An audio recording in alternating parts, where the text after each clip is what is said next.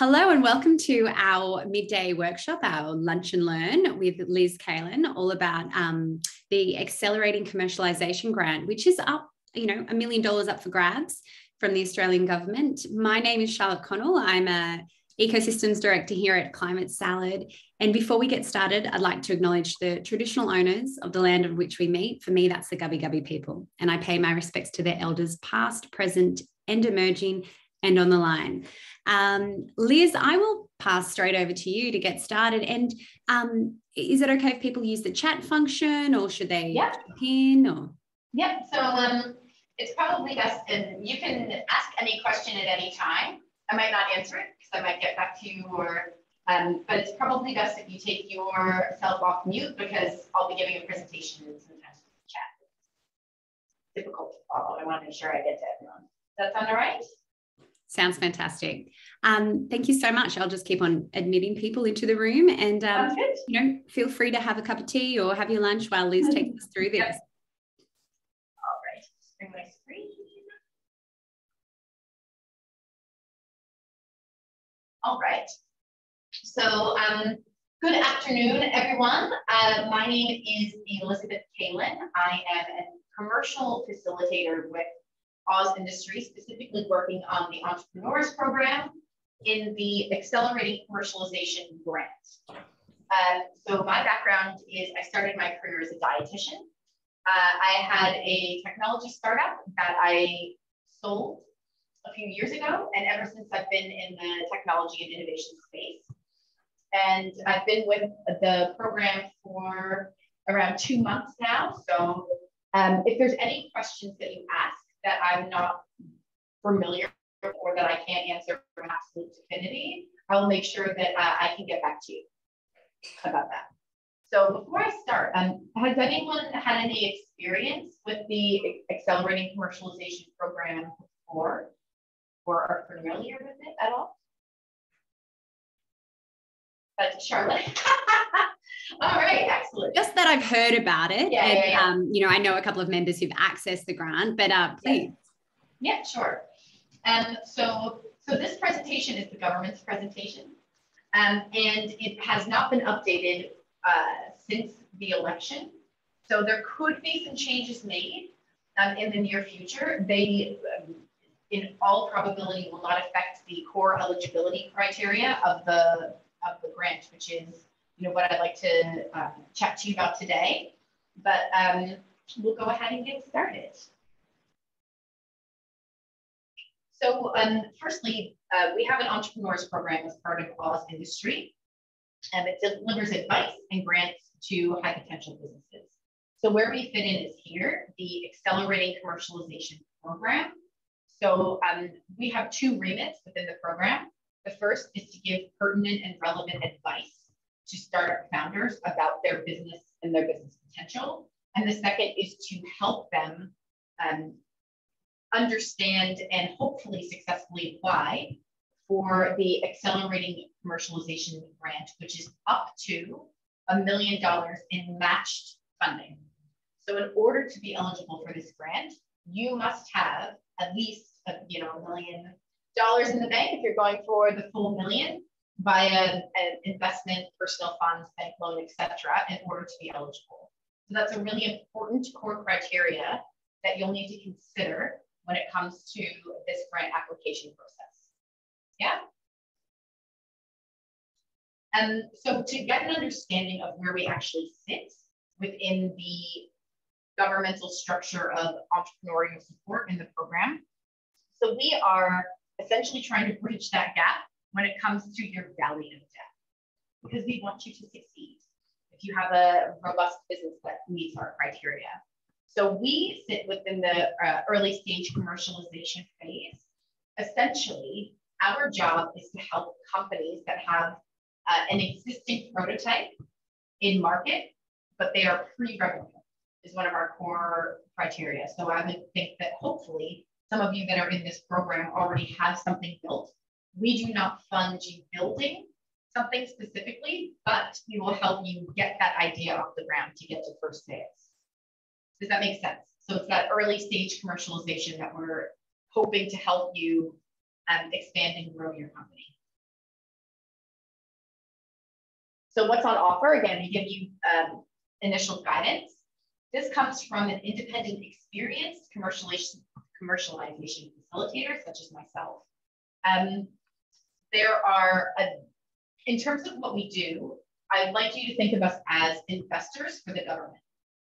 So we source our own deal flow, which is why I'm here. Some of you may be early for this grant, which is fine. You know, our job is to actually help you along this journey, and hopefully, especially those that are trying to tackle climate change, help you to, when you are ready for this process, to apply and, you know, hopefully succeed. The people that the government hires are generally ex-founders. Some of them have IPO'd. Many of us are have advanced degrees, PhDs. So we are extremely experienced in helping businesses grow. And then you can get your grants of up to $1 million. Generally speaking, the sweet spot in terms of the success rate of applications is around 400 to 600K. You know, in order to get $1 million, that the application has to be quite robust and really fit in with certain core needs of the government and their focus areas, which we're going to cover. Make sense, everyone? All right. So what we're trying to do is bridge that gap from the invention that you have to commercialization. So if you have novel intellectual property with commercial potential, that is where we are very interested in speaking to you. So we'll help you facilitate those business connections. But really, if you have ownership of this IP and it is novel in market, which we'll talk about, because I know everyone thinks they're novel. You know, one of the things that I hear the most in my mentoring of startups is how they have no competitors. You're in Nick Levinsky's climate salad, so you would know that that's absolutely not true. You will have some kind of competitor somewhere, even if it's indirect. Someone's solving this problem some way. It just might not be the right way or the best way, which is why you exist. Yeah. So you must own your IP in order to be eligible, and it has to be a novel idea in market. Make sense? And it's up to you to convince us and then the investment committee that your idea is in fact novel. We're going to go through that process. Anyone have any questions so far? Could you just define the boundary on that for us, Elizabeth? Are you talking about novel in Australia and IP ownership in Australia, or do you look more broadly than that and look globally at both those questions? It's a great question. So it would be globally. That would be the focus. Part of the process would be that you would be, we do a market assessment. So you'll be doing a market assessment of what's happening globally, and that market assessment helps determine your novelty within your market space. But there is a global focus. Great, thank you. You're welcome. Yeah, Liz, just a quick question. In terms of the IP, I guess, what's the step? Does it need to be, like, for example, for software, if you know, combined different elements, software is always built on top of existing software. Yeah. It's specific for an industry, solves a specific problem. Does that count as, you know, unique IP? Or does it need to follow the same sort of inventive step in order to, you know, register it as a patent? Yeah. Yeah. So I will give you a maddeningly generic answer, which is that it really depends. You know, it depends on the project that you're submitting for the grant. It depends on how you are using that technology. Generally speaking, companies that, for example, have some kind of either hardware or biotechnology, those are easier to kind of clarify and understand because they've kind of been developed in-house. Software itself is generally more complex. So that would be a instance where we would have to sit down and, you know, have a chat to see where you might be at in your journey and what you could consider to be IP. So it could very well be, you know, an algorithm that you're building, or, you know, etc. Yeah. So, you know, that would be some conversation that we have to have in order to do that. Part of why I'm here as well is not only to, you know, find the grantee awards of tomorrow, is that you are, as founders, have extremely little time to be messing around with anything that's actually not going to help your business or that you're not eligible for. So I want to make sure that if you are eligible, that we're able to help you. And if there is a reasonably small chance of you being funded at this stage of your development, that you know that as well, because we don't want to waste anyone's time. It is a lengthy process. Consider it, like I said, it's just like investment. So if you're going to get investment from an investor for $1 million, you know, you're going to write essentially the equivalent of what we call an information memorandum. So an IM document, in order to secure these funds. Can I ask? Sure. Can I ask, in terms of the invention, like I've got one invention that has 4 patents or 4 sectors of invention, hardware to software ranges. Does the commercialization grant apply per patent per business entity or subsidiary? Okay, we're going to get to that. All right. So this is the core eligibility requirements. You must be registered for GST or be one of the public entities. We also work with research commercialization identities such as research universities or the CSIRO. And you must also be what we call undertaking eligible project. So it is project specific based, whether or not it is the commercialization of a new idea, you know, launching a specific project within your existing business or international expansion. Again, have the ownership, access, or beneficial use of any intellectual property. Give me one moment. Okay. Provide evidence of your ability to fund and meet the turnover test. So the turnover test is, have you made $25 million revenue total over the previous 3 years? In the government's mind, you know, if you're making that much money, you don't need the money. Yeah, makes sense. Okay, so here is the core of the criteria that I think are most relevant to the people that are on this call. So you generally must fit within 3 categories. The first is that you are pre-revenue or an early revenue company that already has a working MVP and or prototype for which you are looking for matched cash funds in order to generate first sales.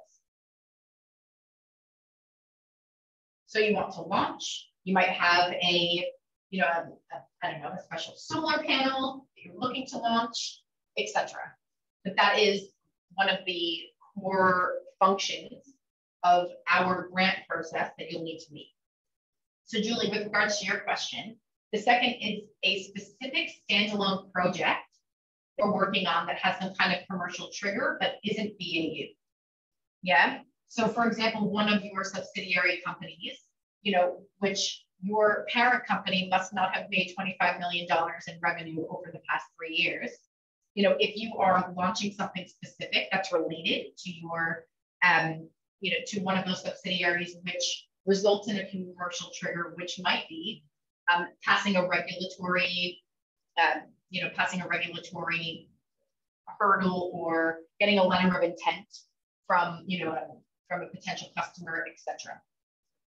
So someone had asked a question around, you know, like where the novelty is. Yeah, go ahead. One more question about Sure. customer.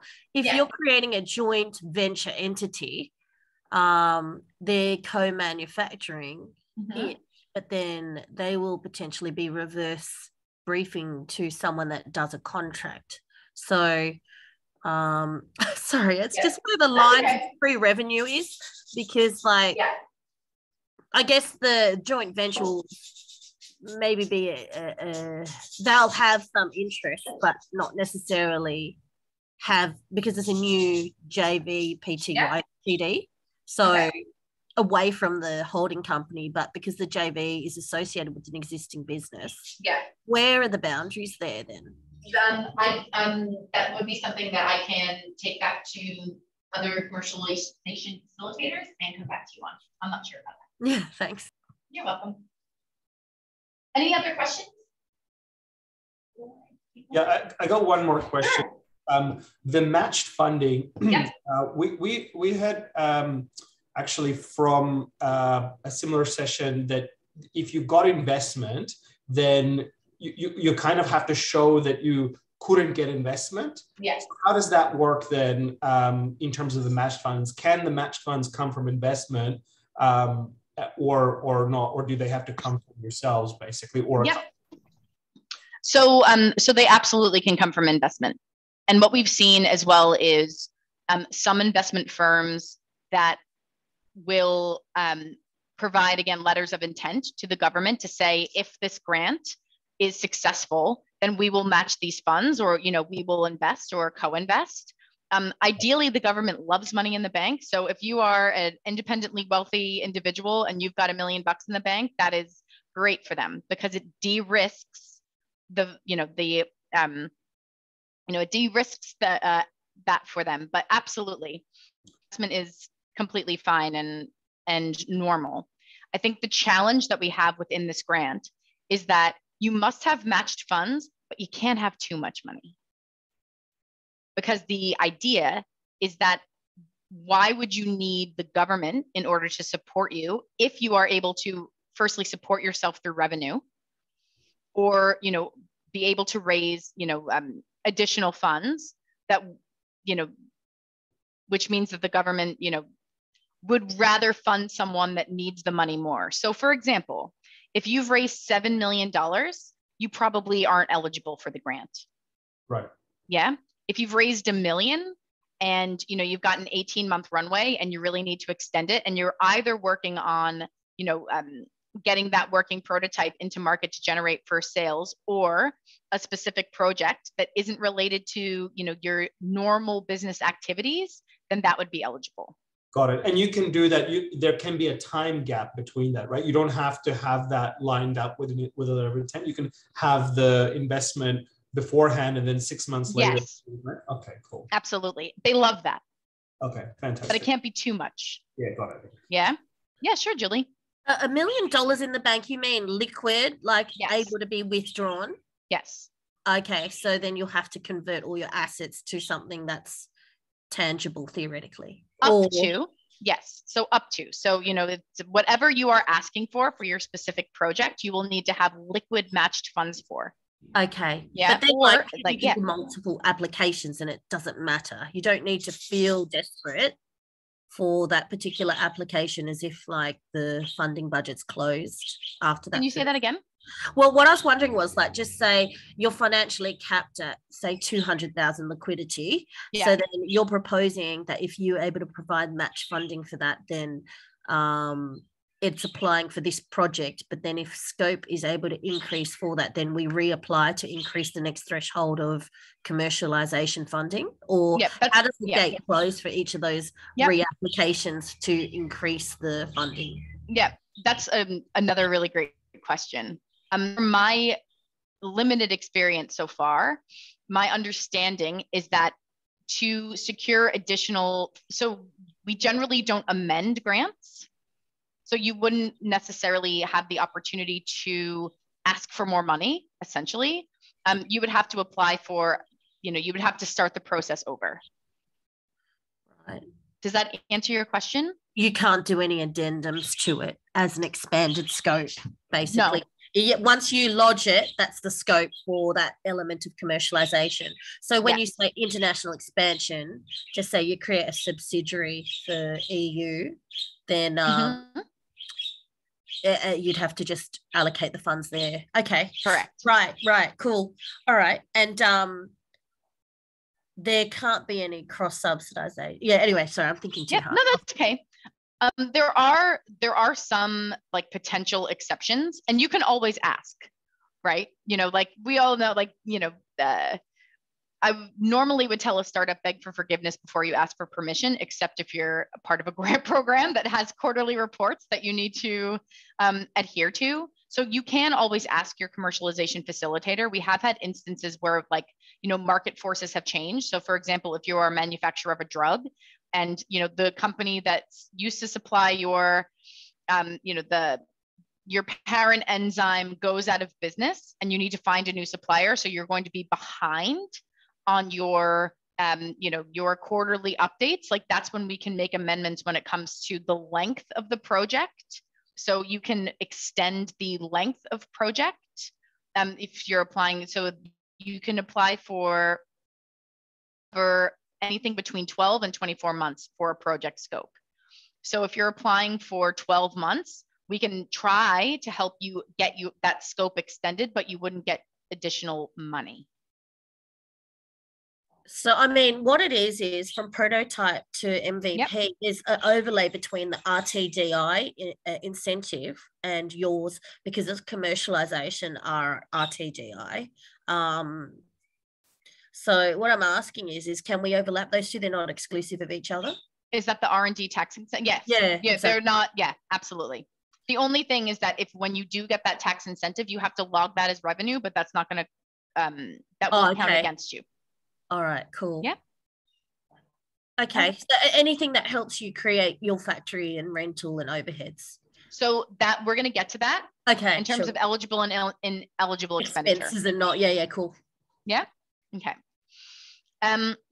So international expansions is also the third one. So if you are already active in the market, then we will help you fund your international expansion, hopefully up to $1 million, in which case BAU activities are covered. Here are other requirements. So the first is market potential.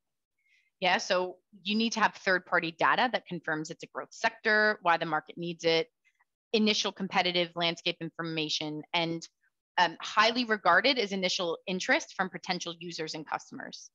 That will greatly support your application.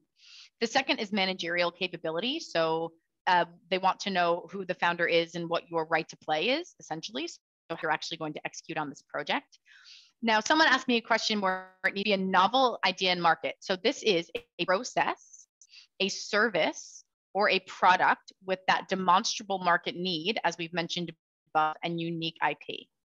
Now, the definition of that, my lights went off. Give me 1 second. I'm gonna move around. Okay, there we go.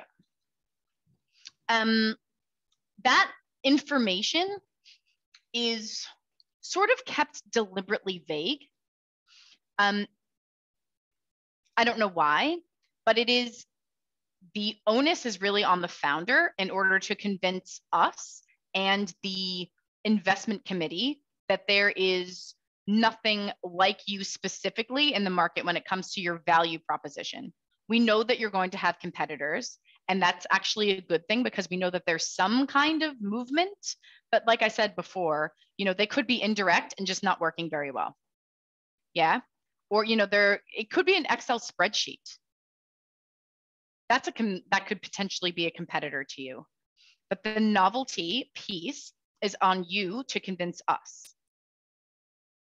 The good news is that it can be a process or a service, which I think, normally a product is preferable, but we do have instances of companies that have been successful by applying with a process or a service. Okay. And we've talked about the matched cash funding. So you need to have enough self-funds investment revenue from your BAU that will help support your business trajectory for this specific project. What we don't want to see is that you're going to run out of money in, that's part of the matched fund process. We don't want to fund anything that just falls over because there's no other support that's currently going to be buoying that particular project. Does that make sense? Yep. And then your need for funding. Yep. Go ahead, Clinton. Hey, thanks, Elizabeth. With that, if you have a physical product and you run a pre-order campaign and say like you raise $300,000 out of that, you haven't actually, I suppose, commercialized the product in terms of got it manufactured and delivered it to people. Does that fit in with this grant, or is it? That's a great question. I will need to find that out. Yeah. Another question, I suppose, just around Sure. IP. Does it need to be granted patents? Obviously, they take a bit of time to get done. Can provisional or PCT patents be used? Yep. Provisional patents are looked on favorably. They're not required. In some instances, we've had companies that actually won't do that because it actually might be detrimental to their business. Because I believe right now, if there's probably around 10% of applications that come through as expressions of interest that go all the way through to the investment committee. And of those 10% of applicants, I think 2/3 are funded. Yeah, so like those are kind of your odds. So our goal, first and foremost, is to provide business advice to your business. So it might not be in your interest. However, if it is in your business interest, provisional patents are looked upon very favorably. Okay. Yep. The other element is if you were to run pre-order campaign and your predominant market is overseas, potentially you have a small investment seed round from overseas investors.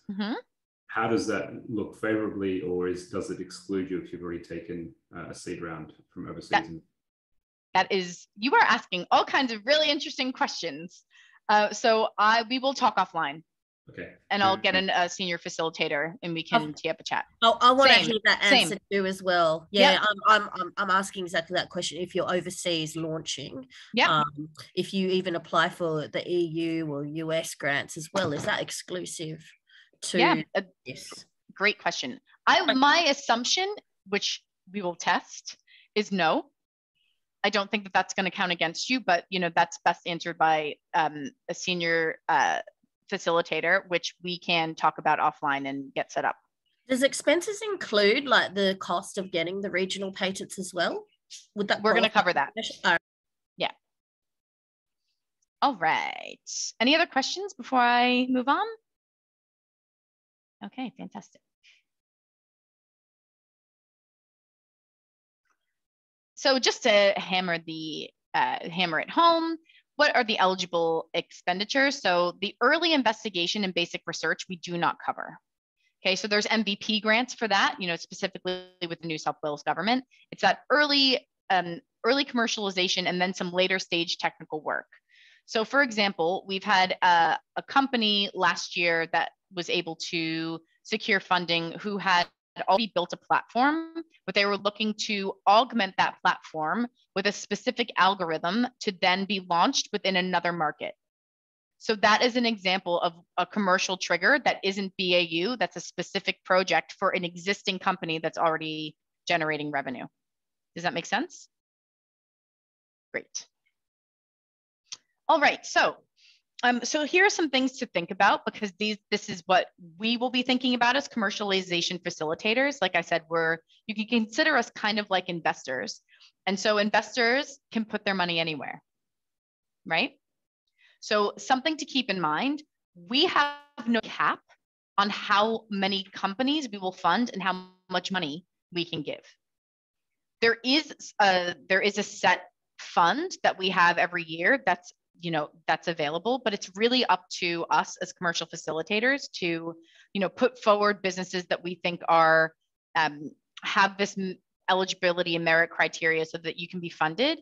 And there is an opportunity for us that if we hit that internal cap, that we can ask for more money.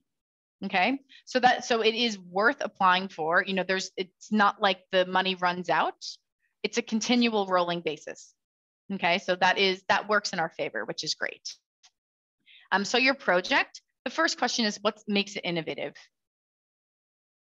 I think that's, a normal question that anyone would be asked as an entrepreneur. What is your commercialization plan? This is critical for your success. You have to understand how this is going to play out on a commercial level in terms of financial projections, etc. Yeah, so your project plan guide is essentially your financial projections almost act like your launch plan.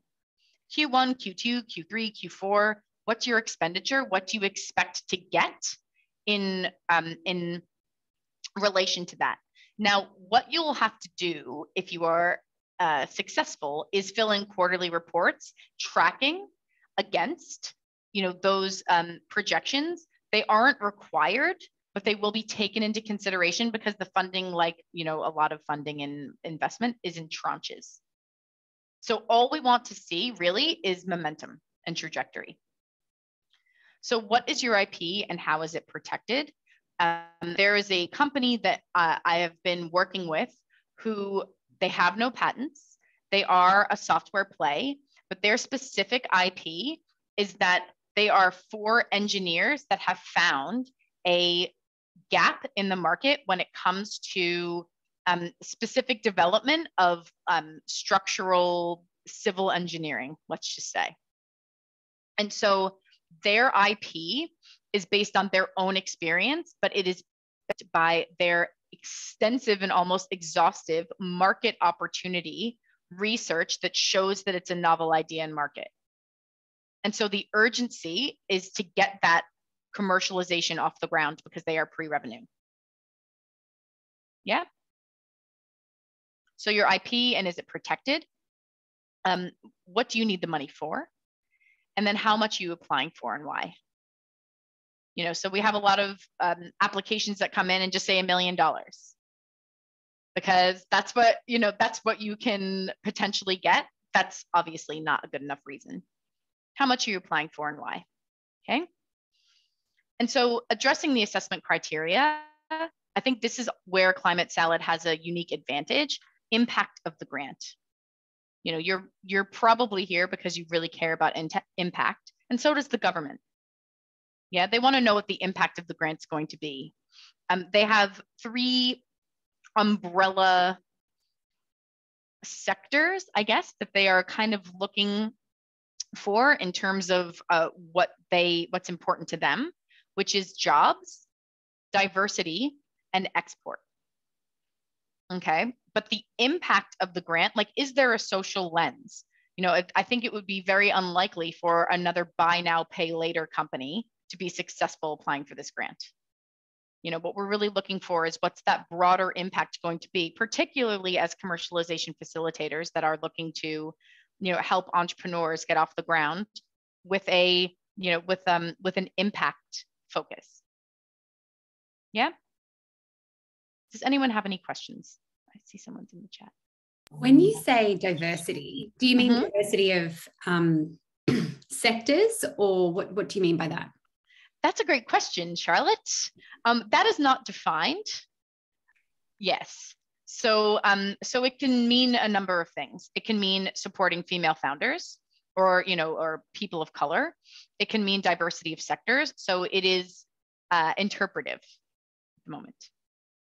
Okay, that's really good to know. Yep. Proudly, we have in our community, 39.7% of companies have a female founder. Which is fantastic. Yeah. But yeah, no, that's really interesting. Yeah. Yep. So it's important to note that the grants, so that is not a requirement. So it's why it's not in the assessment in like the eligibility criteria, but it will be, that is the lens by which the government, and we will be looking at it, but it's not a requirement. So for example, the government, we have no, like I said, there's no cap really, but the way that the government is measuring success of the program is how many jobs we create. So that's extremely important to the government. They want to make sure that that economic impact is, accelerated. Yeah. All right, I have a few more slides. So your project, EP has a strong focus on what is defined as growth sectors. So hopefully, now that there is a new government, the last bullet point, which you would fall under, removes the first two from the growth from resources, but that is, so you are in a growth sector. Again, it is not required, and we have many applications that are successful based on their merit criteria alone, but it is worth you knowing about. Here are some examples of previous grantees by the target market. So you can see oil, gas, and energy, there are around 29, but this is as of June 2020. Like I said, these are the government slides. We are hopeful that these will be updated reasonably soon. And when that happens, I can let everyone know. But just to give you an understanding, an example of the types of businesses that are more likely to succeed in market. Yeah. And here's the application process. So of course you can go to our website and read through all of the lovely documentation. You'll go deeper on the guidelines. So the key documents, they contain eligible and eligible expenditure criteria that is laid out really reasonably clearly. So for example, we generally, unless it is an overseas expansion, will not pay for a plant setup or production, but we will pay for depreciation on your existing plant equipment. That would be considered an eligible expenditure and an ineligible expenditure. We will help you pay for licensing fees. We don't help pay for brochures and flyers as marketing activities, for example, if you're applying for a specific project. Okay, and all of that information is listed here. I will send it around to Charlotte and she can send it around to everyone, and the specific document as well, so you don't have to, you know, mess around on the website. Okay, at the moment, if you submit, if you apply online through the application portal, and you will see it is quite a lengthy process. What will happen after you submit your expression of interest, it actually is checked by a customer service officer that works for Oz Industries specifically. So they are actually the first point of call, and they will check your application for eligibility before they pass it on to a commercialization facilitator. So those are the sort of the guideposts. The good news is that now that we have a new government through, the process is moving reasonably quickly. So the turnaround time from your expression of interest to when it lands in my email inbox is around 2 to 3 weeks. Yeah. All right. So now we get to some fun of the fun part. All right. So how do we get you there?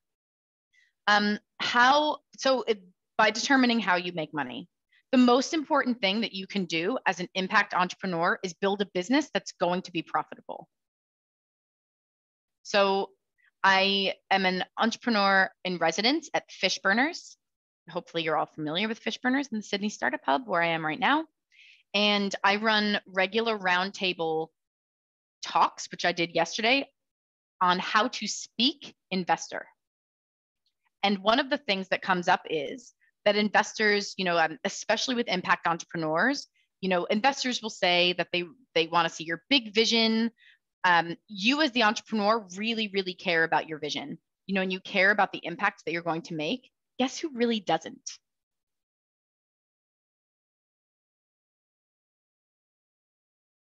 They all, you know, saving the world and making an impact is absolutely secondary to an investor when it comes to investing in your business. You are in the business to make money. Otherwise, you're a charity. Yeah. So you must bake any impact that you're making into your business model in order to be a successful social impact entrepreneur.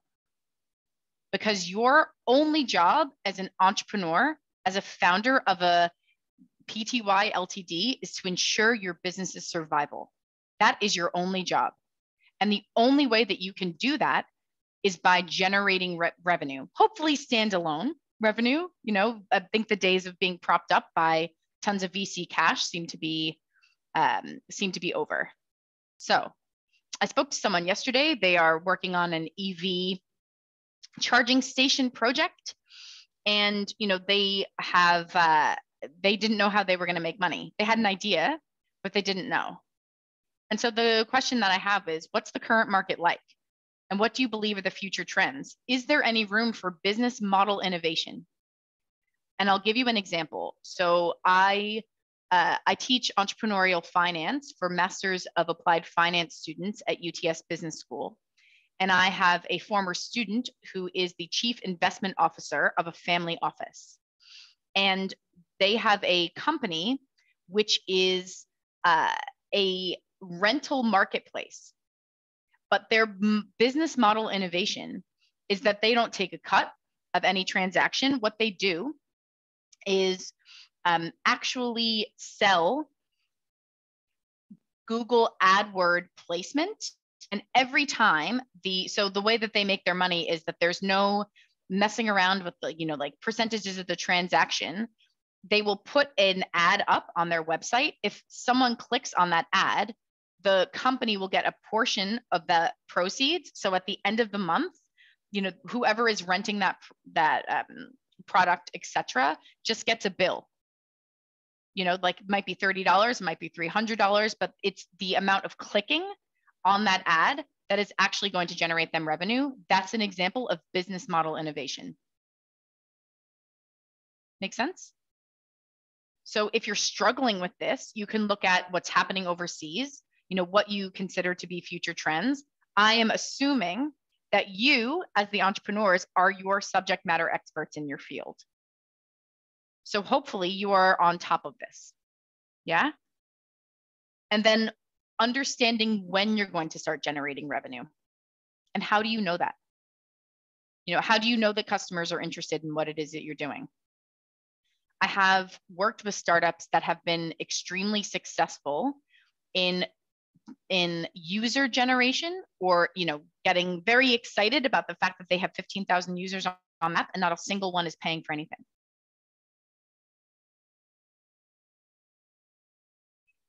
$15,000 users is fantastic. When are you going to ask them to give you something in return? That's what's going to determine the success or failure of your vision. Because that's what you want to do, right? So one of the things that I tell founders is your business why and your personal why can be different, and often are. And I will give you an example. So my company was called Cater D. We were the maitre d' of catering online. Yeah. So I'm a dietitian. I love food. I hated going to events and eating crap. So I went around and, tried to find a website like mine that I could give to event organizers to try to get myself better food. And I didn't see anything. So my why was that I don't make food, but I love food. And I really care about small local food businesses that are trying to stay in business. I really cared about them and their survival. So I started a business to help support them so that I could eat better food. You know who didn't care about them? The executive assistant in the office that was ordering catering, clicking that button. She didn't care about them at all. She cared about her, generally her. Yeah, because she cared about what her boss was going to say, what people, like the feedback that she was getting from the attendees, telling her that the food, they loved the food and that she did a good job, that they weren't bored with the same old stuff. So I rebranded my entire company to be a maitre d' of catering that was going to look after her. But what got me out of bed every morning when it got hard, and it got hard a lot, was the fact that I was supporting these small local food businesses. That was my impact. So, yes, Julie. Sorry, just about beachfront launching strategy. I'm sorry, did you say beachfront launching strategy? Yeah, have you heard of that? Yeah, I presume. No. Oh, it's you attack on all fronts so that you guaranteed a market monopoly, if that makes sense. Beachhead. Sorry. I think what did I call it? What did I call it? Beachfront. Oh! Beachfront is the house you buy once you've successfully launched the beachfront. Sorry. Yeah, beachhead. Sorry, I always think beachfront. Like I always think front, and then yeah. Apologies. Yeah. So if you have understanding via industry leaders that this is radical but very innovative and a huge value proposition to the market, but you haven't actually got that proven traction testing other than the genuine inside knowledge of how the machinations are. I mean, could that be celebrated still as long as you've got like that validation from the market experts that will be launching with you? It depends on who you're talking to, is the answer. So if you're talking to me as a layperson that has extremely limited, like that only has that context, I would tell you probably, you know, but I don't know who your experts are. If I'm talking with my accelerating commercialization or investor hat on, I would need to know a lot more information. The best proof point that you could possibly have is revenue. I understand that in a lot of sectors and industries, that just isn't possible. But how can you then at least prove out that someone is going to use your product at some stage is different than like, how are you actually going to make money, and like, how is that going to be profitable? So a pilot would be good enough as evidence in revenue? It depends on what kind of money you're raising. Yeah. Who Okay, you know, yeah. like essentially. Yeah, but I think it has very good trajectories based on that pilot. But obviously then I think, so does that mean we need to come to Commercialization Australia when we've got that proof of, you know, appeal, that pre-traction pilot? Yeah. So look, if you have run a pilot and you've had, you know, like reasonable success, that will absolutely work in your favor. And that would work in the favor of a lot of investors, depending on how much money you're raising. You know, if you're raising $10 million, I would expect to see a little bit more than a pilot. If you're raising $1 million, it might be okay.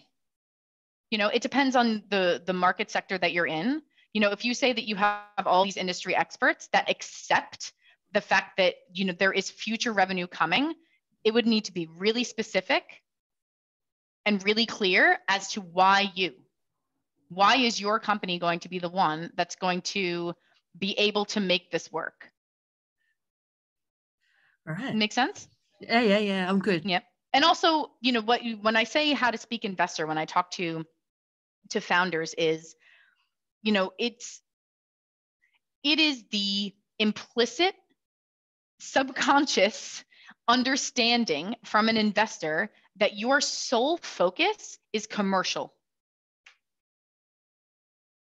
You know, one thing that I actually advise some of my founders to do when they're pitching to investors is to leave off their big vision, to leave off their personal journey, which is maybe contraindicative of the current, you know, like investors care about your journey and they want to know your vision. I don't care until I understand that you are going to make me money. So sometimes it's actually what you leave off your slides as well. Because if you stand up there and you say, our you know, total addressable market is $1 trillion, you know, our total obtainable market is 50 billion, and our total serviceable market for the next 12 months is $1 billion, you automatically have my attention. And then at the end, you know, if you've had a credible presentation and I'm bought in and you haven't told me your vision for the future, that's the number one question I'm going to ask you. But I'm bought in already. So make me care about your vision first through revenue and profitability. And if you can't prove that, demonstrate it through the information that you give me and the context in which you provide it. I will give you another example. So I am an angel investor in a company that is providing aged care entertainment on demand within aged care residential homes under specific criteria. And her pitch used to start out with, you know, the percentage of aged care people in Australia that, you know, suffered loneliness during the pandemic and depression. And at the end of her pitch deck, she said, oh, and by the way, our target market is $100 billion.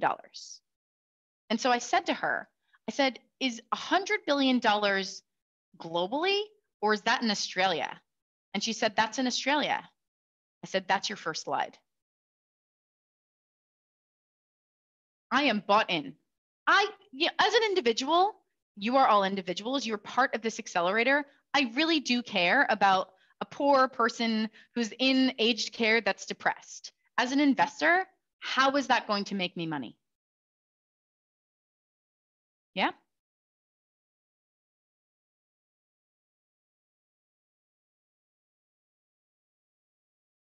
Okay. Any other questions? Does a fast follow to a new market work for business model innovation? Oh, that's a great question, Charlotte. So I think, so this is my personal opinion. This is not of that of accelerating commercialization. I would say maybe. So, you know, so we've, I don't know if you've talked about, you know, like first mover advantage over fast followers. So first movers have it tough. You are literally paving the way for everyone else to come in and try to get a piece of your pie. Yeah. Sometimes it works absolutely in your favor because, you know, you're able to like capture the market, or there's just, you know, something like Amazon where it's like a one-click shopping cart. Like, you know, that's sometimes it absolutely works in your favor. Sometimes there's someone else that's literally been watching your entire business trajectory, waiting for that opportunity to come in because you've done all the hard work for them. So if you're a fast follower into a new market, I don't know if I would consider that business model innovation, Charlotte, just because the business model innovation lies in how the business actually makes money. So if that fast follower is like, you know, taking the same sort of idea, but applying it to a market, which happens all the time, you know, I would think that that is more, you know, that's more like business strategy, I would say, than business model innovation. But yeah, I hope everyone here is super successful. And one of the things I say is, you know, kind of jokingly, and again, this is with my personal hat on, not AC, don't listen to me. You know, I don't know you, I don't know your company. Like, you might know better than me, and nothing would make me happier than you coming up to me and say, hey, you know, I listened to your thing. I didn't listen to your advice, but I succeeded anyway. Great. My job is to help you succeed. I will be the first person drinking champagne on your yacht, having you help save the planet by making money. But that has to be your sole focus as a founder of a company. You as the person can do whatever you want. And I hope you do.